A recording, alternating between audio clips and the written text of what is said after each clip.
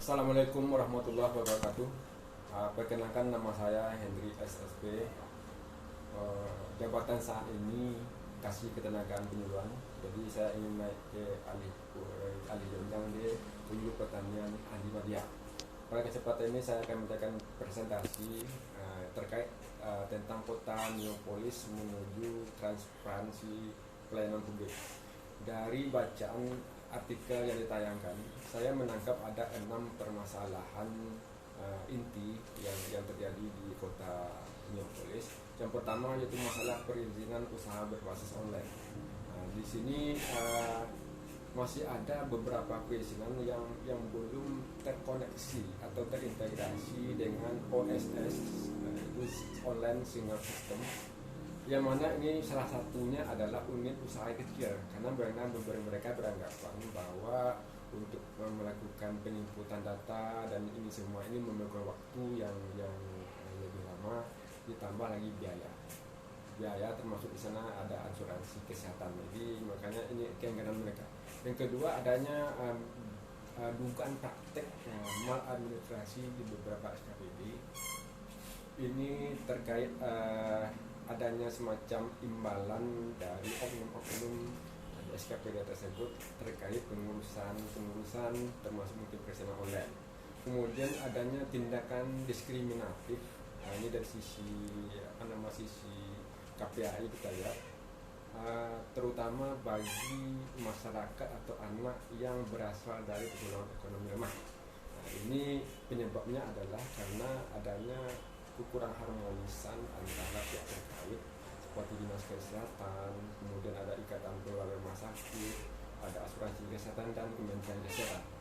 Kemudian yang keempat, masalah yang keempat, masih rendahnya pengetahuan pegawai terkait perundang-undangan pelayanan publik, sehingga ini berdampak kepada pelayanan yang kurang maksimal. Contohnya ada imbalan bagi keluarga pasien untuk memperoleh pelayanan. Jadi ini satu sisi ini sangat menghambat terutama bagi golongan ekonomi yang lemah. Kemudian masalah yang kelima yaitu sulitnya pengguna akses informasi berbasis website. Ini dengan adanya website, ada beberapa SKPD, contohnya PU, ini sangat terkendala dalam pemetaan wilayah, contohnya jalan, sehingga ini informasi tentang perbaikan jalan ini sangat terbatas, ada terganggu. Kemudian yang terakhir atau yang keenam, adanya semacam penggunaan media sosial yang kurang bijak.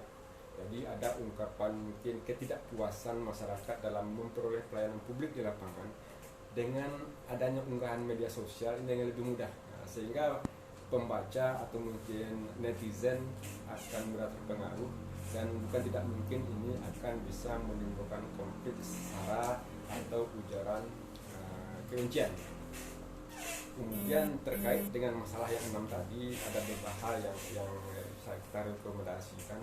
Yang pertama tentang masalah perizinan berbasis online ini, adanya semacam sosialisasi kepada masyarakat, terutama ini pengusaha kecil, bahwa tidak mungkin karena kurangnya minat tadi karena mereka tidak paham.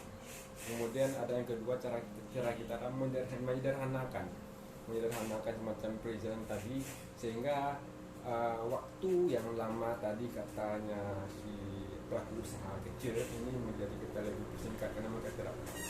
Kemudian adanya dugaan praktek administrasi tadi, ini kita adakan aturan, kita melakukan aturan, ada semacam sanksi hukum, sanksi administrasi bagi pegawai-pegawai yang tidak berjalan sesuai dengan aturan atau semacam pelanggaran terhadap SOP yang ada. Kemudian terkait yang ketiga, adanya tindakan diskriminatif terhadap anak yang kurang mampu ini, karena koordinasi pihak terkait lemah, ini yang kita kuat. Adanya semacam pertemuan berkala, ada evaluasi berkala, sehingga setiap waktu ini terpantau dengan baik, sehingga langsung kita lanjuti.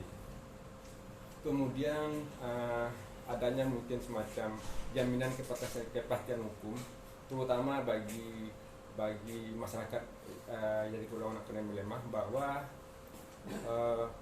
semua warga kota mempunyai hak dan kewajiban yang sama terkait jaminan kesehatan. Nah, ini tidak ada semacam pilih-pilih, tebang pilih, ini kaya miskin. Itu yang kita harapkan. Kemudian adanya semacam semacam hukuman atau sanksi bagi oknum-oknum pegawai yang masih melakukan semacam pelanggaran terhadap SOP yang ada. Kemudian dari yang keempat, masalahnya dari sisi rendahnya pengetahuan pegawai mengenai perundang-undangan pelayanan publik, ini kita lakukan dengan peningkatan kapasitas diri mereka. Apakah itu dengan semacam pelatihan, kemudian bimbingan teknis, dan juga terkait juga mungkin masalah psikologis, sehingga ada semacam mindset mereka untuk bekerja lebih baik. Kemudian satu sisi lain juga tersiapkan sarana dan prasarana dari pegawai tersebut, sehingga mereka mungkin dengan segala fasilitas yang lengkap mereka bisa memberikan pelayanan prima kepada masyarakat. Kemudian juga adanya apresiasi atau reward and punishment bagi pegawai yang teladan, mungkin kita beri apresiasi. Bagi pegawai yang mungkin melanggar aturan, kita beri sanksi. Kemudian dari yang masalah kelima, sulitnya penggunaan sistem informasi pelayanan publik berbasis web ini, tentu ini prasarana berkenaan dengan prasarana, artinya mungkin bisa jadi penambahan tower telekomunikasi, kemudian penyediaan software, sehingga kapasitas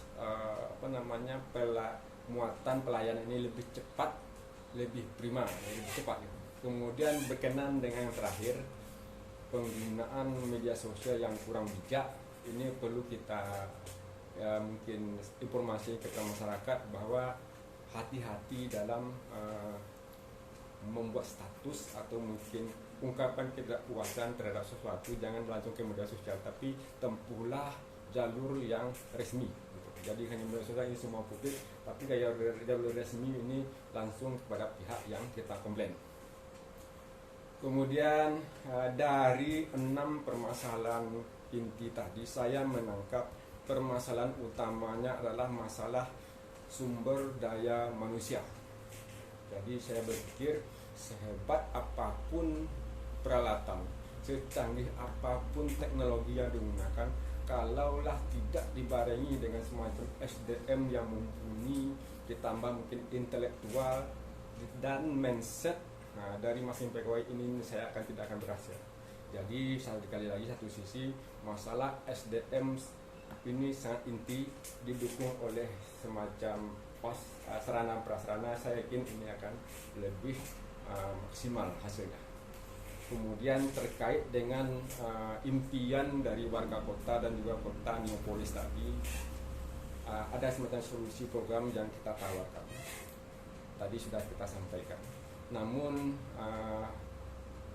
ada sebenarnya konsekuensi dari semua itu. Yang pertama tentu memerlukan biaya yang lebih besar.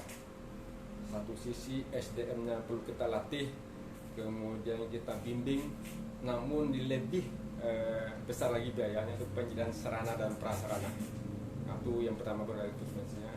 Kemudian yang kedua, timbulnya modus baru. Nah, ini sehebat apapun teknologi tanpa diimbangi dengan semacam SDM yang mumpuni, baik itu kesadaran masyarakat maupun si pengelola, tentu ini ada memunculkan modus-modus baru agar pelayanan ini singkat, cepat. Nah, itu akan muncul.